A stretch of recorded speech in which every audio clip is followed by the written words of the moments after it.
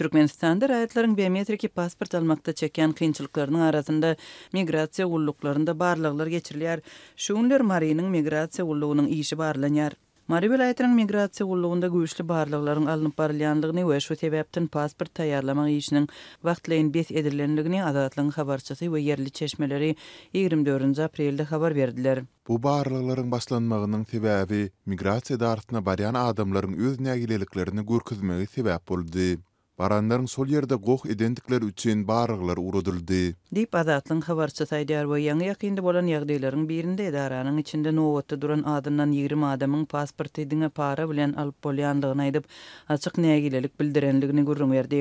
Azatlygyň çeşmeleriniň biriniň habaryna görä bu ýagdaý 10 aprelde bolupdyr. 20 töwerek adam migrasiýa gullugynda gyýgyryp başlapdyr we işgärleriň para alýanlygyny aýdyp özlerine pasport berilmegini talap edipdir. İşgärlerde Rüw polisiýa jaň etdiler. Adynyň 10 adam tutsak edildi. Olary alyp gitdiler. Dip Azatlygyň çeşmesi aýtdy. Tutulanlaryň akbalyny anyklap bolmady. Bu aralykda Azatlygyň habarçysy barlyklar sebäpli migrasiýa daralarynda raýatlara daşary ýurt pasportyny taýýarlap bermek işiniň wagtlaýyn bes edilenligini we baran adamlaryň ýygyna gaýtarylýanlygyny aýdýar. Vilayet migrasiýasynda barlyklar dolu utarýança zagran pasport berilen ok dip habarçy belliýär. Şeýle-de bolsa habarçymyz şeýle jogabyň migrasiýa gullugyna resmi ýoldan ýüz tutanlara berilýänligini belläp dowam eden barlyklara garamazdan para bilen pasport almak mümkinçiliginiň henidem saklanýanlygyny belliýär.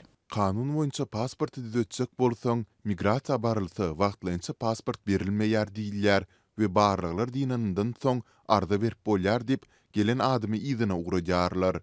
Ýöne para berseň, meseleni durun ýerinde çözüp bolýar. Dip habarçymyz aýtdy. Azatlygyň yerli çeşmeleriniň maglumatlaryna görä şuňlar pasport alýanlar epesli para beren adamlar. Migrasiýanyň içinde nähili oýunlaryň edilýäni belli däl. Ýöne azyndan 10 000 manat para hudurlasaň, destine bir aýa ýetirmän eliňe pasport beriljegini aýdarlar. Dip habarçymyz pasport almak üçin para beren adamlara salgılanýar. Şeýle-de daşary ýurt pasportyny edinmek üçin migrasiýa gullugyna ýüz tutan ençeme adam bilen söhbetdeş bolan habarçymyz migrasiýa gullugynda para bilen birnäçe dürli meseleni çözüp bolýanlygyny habar berýär. Migrasiýa gullugynyň başlygynyň ýanyna girmek üçin 3 ay öňürti nowat durmaly. Nowatyň öňe süýsürmek üçin azyndan 600-1000 manat para berseň, nowatsız hem girip bolýar. Umuman para berseň, ähli ýollary açyp bolýar. Habarçymyz bilen gürleşen Marynyň ýaşaýjylary häkimetleriň ýylata biometriki pasport bermek işindäki bürokratik bökdünçlüklerine para horlugy nägilelik bildirýärler. Käbirleri migrasiýa gullugynda geçirilýän barlyklary halkyň nägileligini köşeşdirmek üçin gözboýokçuluk diýip hatap edýärler.